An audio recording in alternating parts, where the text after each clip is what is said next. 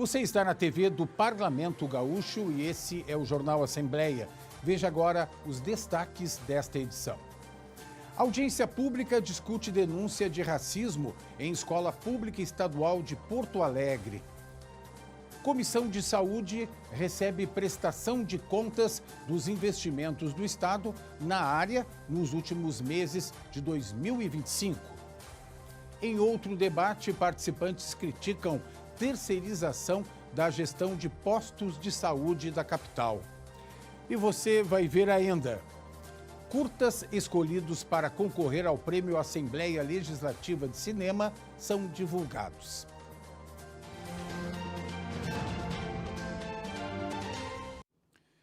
Uma denúncia de um caso de racismo numa escola do Estado foi tema de audiência pública nesta quarta-feira.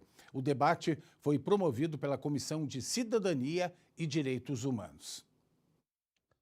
A Comissão de Cidadania e Direitos Humanos realizou audiência pública para debater a ocorrência de violação ao Estatuto da Criança e do Adolescente e a prática de racismo na Escola Estadual de Ensino Médio Alberto Torres, no bairro Vila Nova, em Porto Alegre.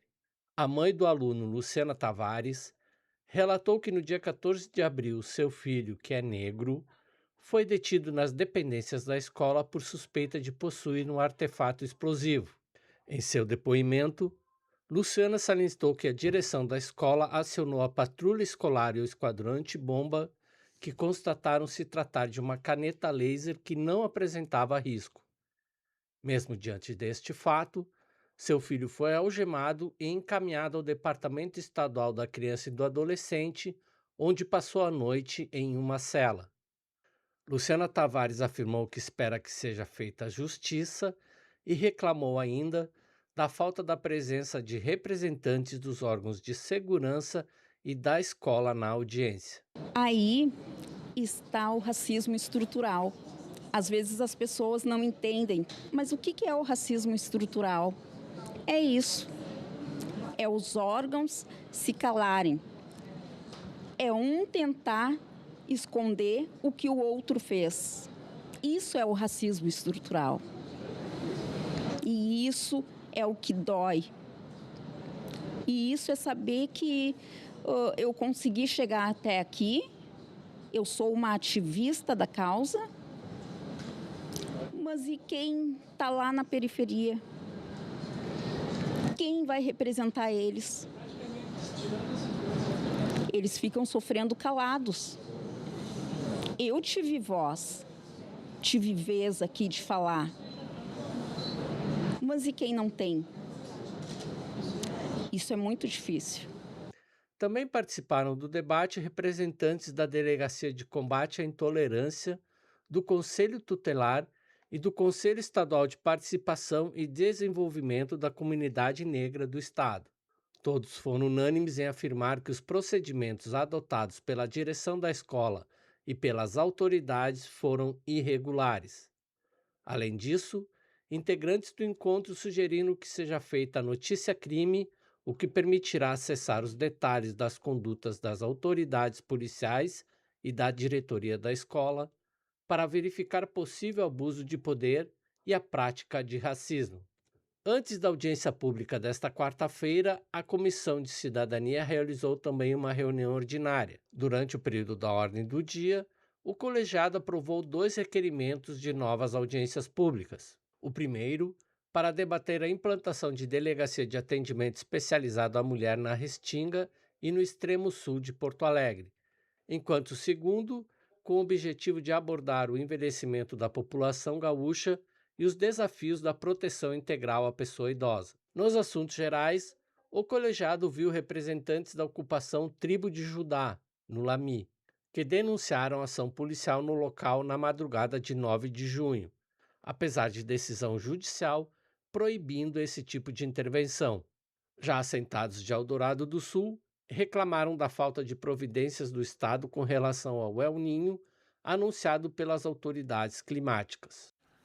Já a Comissão de Saúde e Meio Ambiente teve audiência pública nesta quarta-feira para a apresentação do relatório das ações e serviços de saúde do Estado no último quadrimestre de 2025. A prestação de contas atende ao que prevê a Lei Complementar 141, que exige transparência na aplicação dos recursos em serviços públicos de saúde. A Comissão de Saúde e Meio Ambiente promoveu uma audiência pública para a apresentação do relatório detalhado do terceiro quadrimestre de 2025. O documento faz um balanço das ações e serviços de saúde realizados pelo Estado do Rio Grande do Sul entre os meses de setembro e dezembro. O diretor de Gestão e Planejamento da Secretaria de Estado da Saúde, Péricles Nunes, destacou que os indicadores demográficos apresentados no relatório mostram um cenário de envelhecimento da população gaúcha. Segundo ele, atualmente, cerca de 21% dos moradores têm 60 anos ou mais, enquanto o número de nascimentos segue em queda. Um ponto de destaque, 21% da população é uma população de 60 a mais.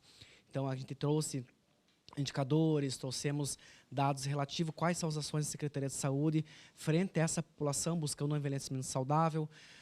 Também apresentamos dados de nascimentos. O terceiro quadrimestre ele traz um percentual mais baixo do que os quadrimestres anteriores relativos ao nascimento do nosso Estado.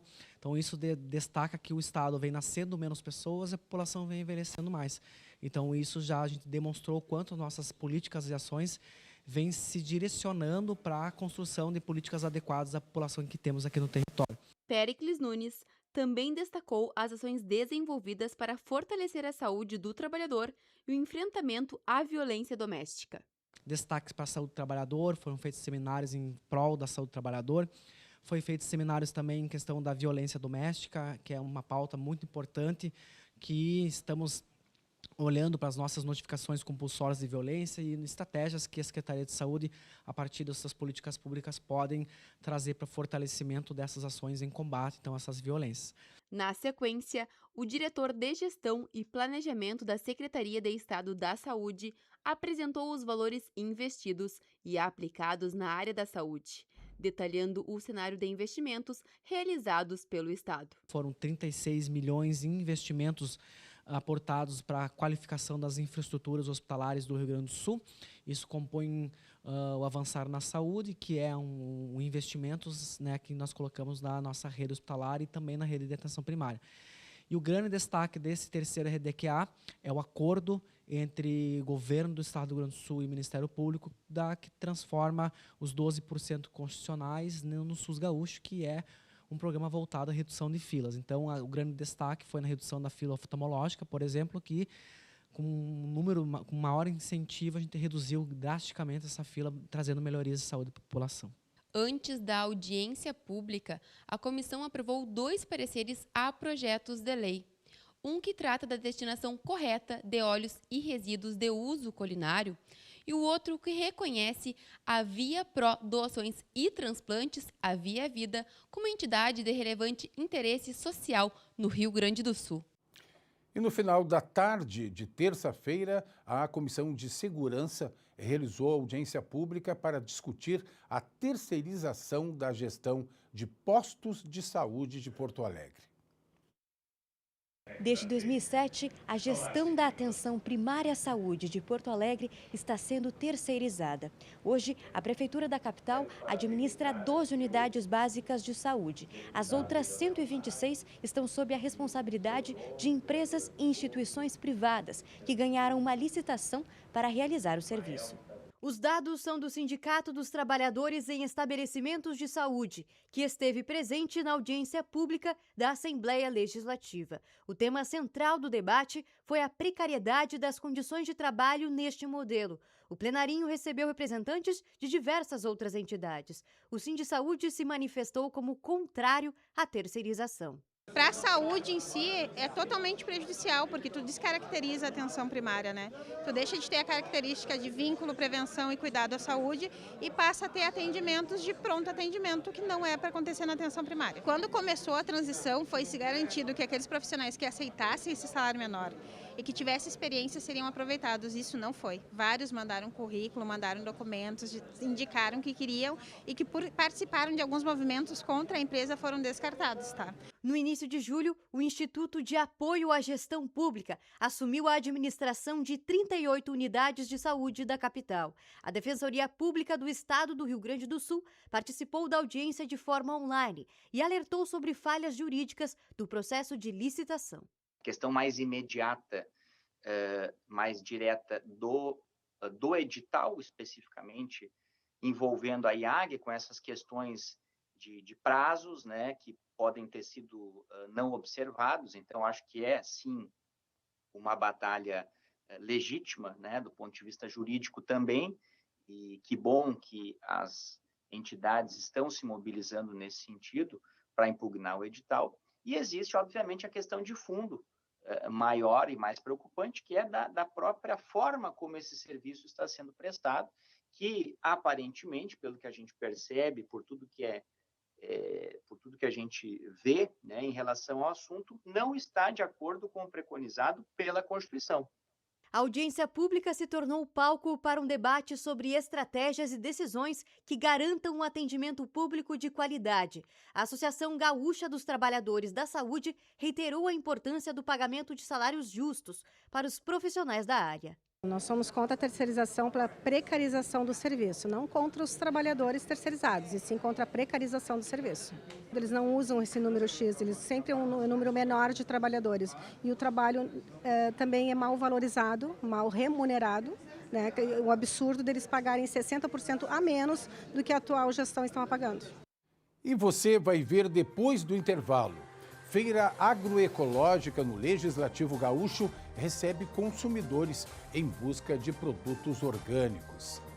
E você vai ver ainda filmes escolhidos para concorrer ao Prêmio Assembleia Legislativa de Cinema são divulgados.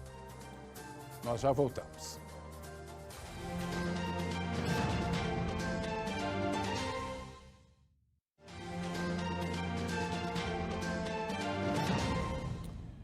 Voltamos com o nosso Jornal Assembleia, destacando que você pode acompanhar as notícias e a programação do Parlamento no nosso canal no YouTube e também no portal da TV Assembleia. A Coopnor Unicred recebeu homenagem no período do grande expediente da sessão plenária desta quarta-feira pelos 20 anos de atuação. Em entrevista à TV Assembleia, os representantes da instituição financeira falaram sobre a atuação da cooperativa. A Unicred é uma cooperativa de crédito, né, que funciona como uma instituição financeira tradicional, como um banco, porém o dono da cooperativa é o próprio cooperado. Então é como se fosse uma instituição financeira tradicional que no final do exercício o resultado é distribuído de forma proporcional à utilização do cooperado para a própria pessoa, né? E com isso o recurso fica enriquecendo a comunidade tem as comunidades onde o cooperativismo é presente, elas têm um PIB aumentado, elas têm uma menor inadimplência e com isso fica uma distribuição mais saudável, assim, comunidades mais prósperas e com recurso distribuído de forma equânime localmente. A Coopnor é uma cooperativa de crédito que está sobre o estrado do sistema Unicred e ela atende a notários, registradores, os colaboradores e empresas afins em todo o país. Ela é segmentada, mas atende em todo o Brasil e o fundamento básico dela é o cooperativismo de crédito, mas acima de tudo o cooperativismo, né? É o formato de trabalho e de ação que nós temos para registradores e notários. Quando nós organizamos registradores e notários num sistema cooperativo, nós organizamos toda a sociedade. O Espaço Carlos Santos da Assembleia Legislativa abriga nesta semana uma exposição sobre o luto parental. O luto parental provocado pela perda de um filho em qualquer momento da vida é reconhecido como uma das mais intensas formas de sofrimento que o ser humano pode experimentar. Uma dor que muitas vezes permanece invisível aos olhos da sociedade. Para ampliar o debate sobre o tema e incentivar a conscientização, a Assembleia Legislativa do Rio Grande do Sul está sediando uma exposição dedicada à memória e à valorização das histórias das famílias que passaram por essa tragédia. Organizada pela ONG Amada Helena, a exposição conta a história da organização, fundada em 2013 em Gravataí, e retrata as diferentes vivências deste tipo de luto. 10 pôsteres posicionados na entrada principal do Palácio Farroupilha chamam a atenção de quem passa pelo local. Relatos e fotografias buscam romper o silêncio e expressar a dor, reforçando a importância da escuta e das redes de apoio às pessoas que enfrentam essa realidade. A exposição vai até o dia 10 de julho, transformando o Espaço Carlos Santos em um corredor de empatia e reflexão sobre a importância das políticas de assistência às famílias que convivem com a perda de um filho. Você sabia que toda semana uma feira ecológica é montada em frente ao Palácio Farroupilha? Nesta quarta-feira, mais uma edição da atividade atraiu os consumidores no centro histórico da capital. Toda semana, a Dona Ivane faz questão de garantir os ingredientes favoritos dela em feiras da capital. Com certeza. Se não for aqui, eu vou na Redenção, que eu gosto muito também. Hoje, a Dona Ivane levou espinafre e alface da Feira Ecológica em frente à Assembleia Legislativa.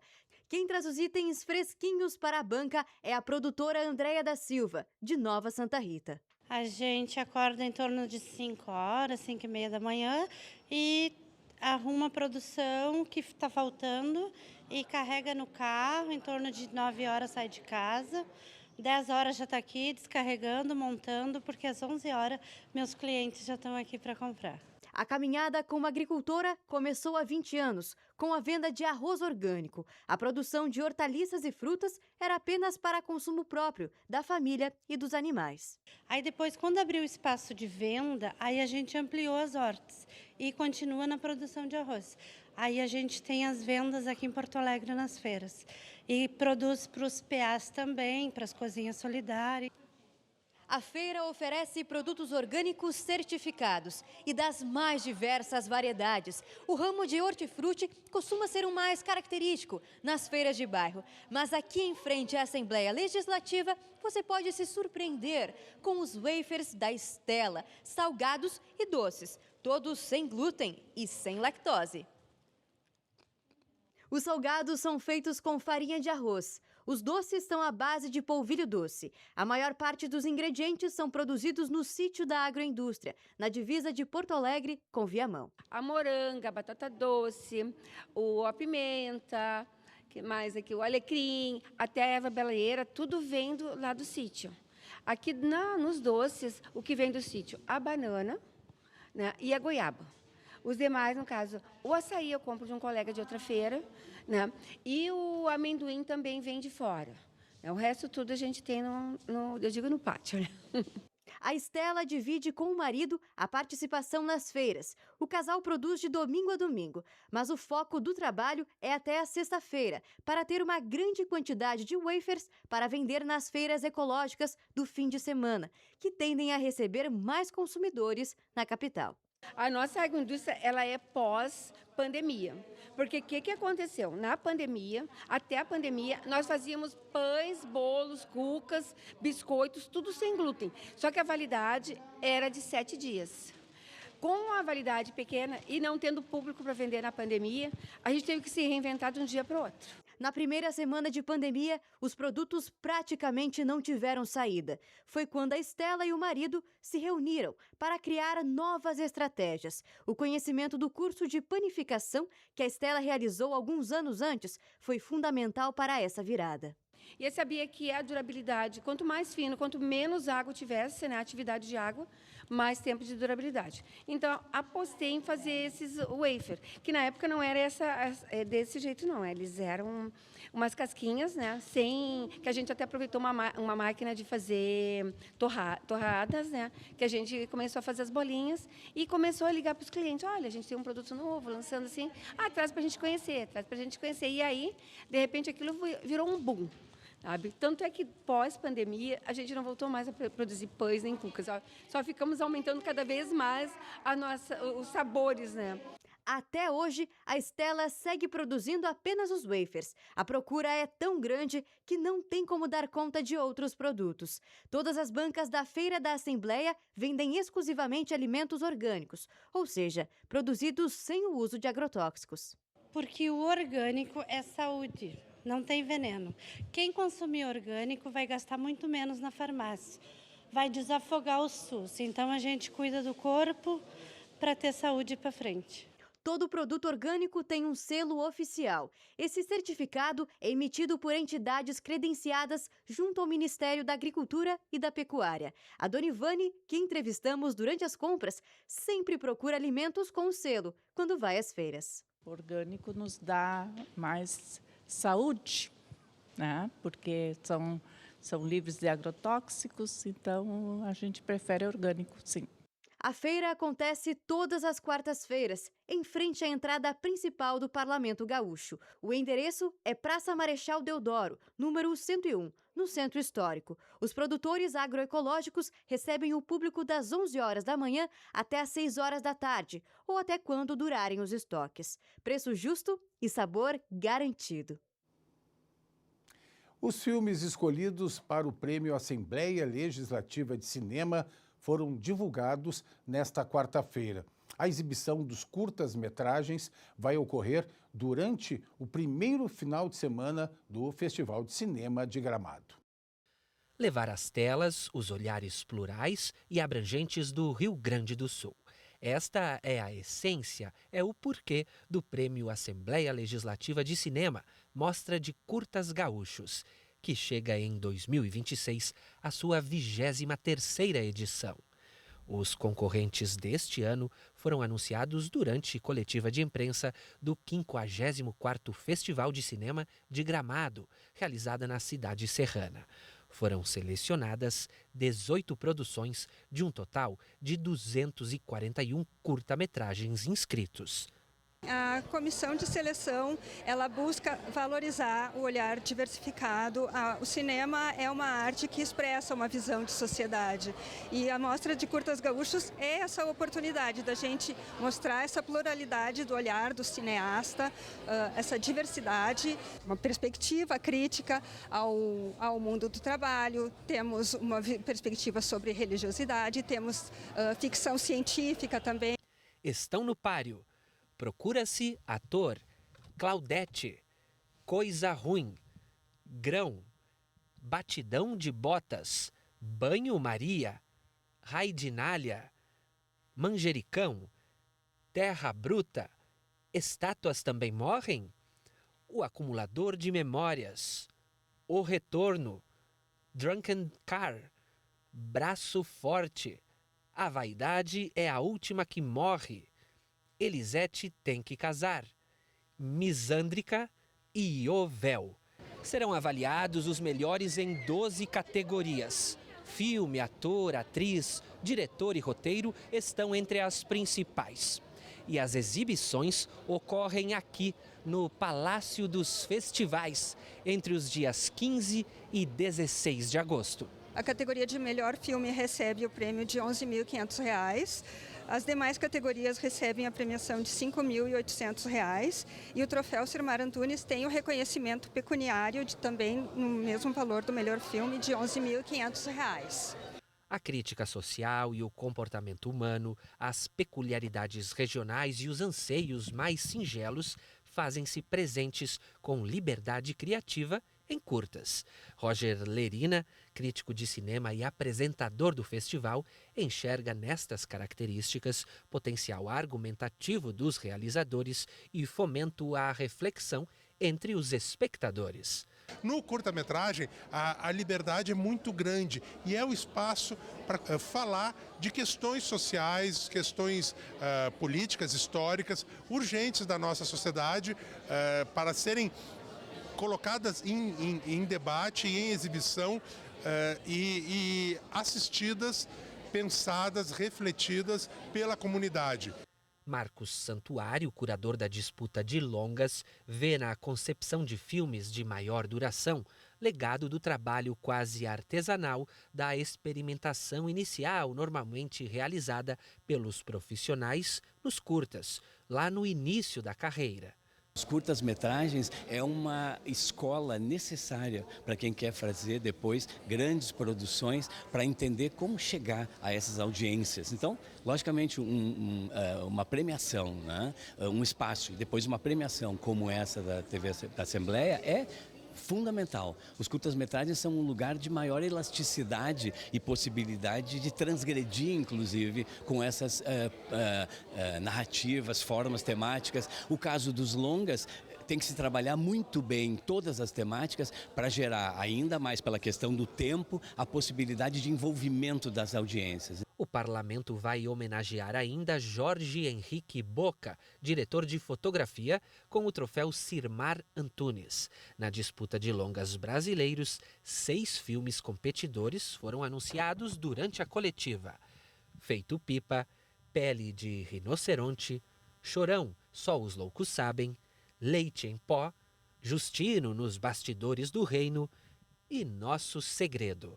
O filme de abertura será Antártida, que tematiza questões relacionadas à violência contra as mulheres. Já o ator Marcos Caruso receberá o troféu Cidade de Gramado pelo conjunto da obra. Novidade desta edição, o projeto Residência para Jovens Cineastas pretende reunir 60 profissionais para uma intensa troca de experiências, estilos e visões. A intenção, o propósito é que a gente efetivamente consiga trazer para Gramado profissionais com idade entre 18 e 35 anos que possam reunir, né, dentro dessa experiência, tanto as experiências que já tem, quanto para novos relacionamentos profissionais nesse sentido, né? Vai vir uma pessoa de Pernambuco que vai ficar na mesma residência, na mesma experiência que um gaúcho. Bom, em algum momento, ao longo da carreira, nos próximos 10, 20 anos, eles vão lembrar um do outro. Não, mas isso aqui, o fulano lá do Rio Grande do Sul faz. Eu vou chamar esse cara para trabalhar. O audiovisual certamente é o setor produtivo que protagoniza o festival, mas o que não falta neste evento são atores econômicos devidamente creditados. Ele nos coloca num patamar super importante, porque nós estamos valorizando a economia criativa, o audiovisual. Isso mexe com a nossa economia de uma forma que nós estamos projetando uma ocupação de 100% na hotelaria de Gramado e da região durante o período do festival. Só o ano passado nós tivemos aqui 24 eventos que aconteceram durante o período do festival, aproveitando, né, e trazendo uma movimentação ainda mais intensa. Então, sem dúvida, o mercado de trabalho aquece, se enriquece, enfim, é bastante importante. Ao final do encontro desta quarta-feira, foi colocada na Calçada da Fama uma placa que homenageia o ator Rodrigo Santoro. O Festival de Cinema de Gramado ocorre entre os dias 12 e 22 de agosto. E a edição de hoje do Jornal Assembleia termina aqui. Acompanhe as notícias e a programação do Parlamento no nosso canal no YouTube e também no portal da TV Assembleia. E fique agora com a imagem noturna da região central de Porto Alegre. E a gente volta na próxima edição. Até lá!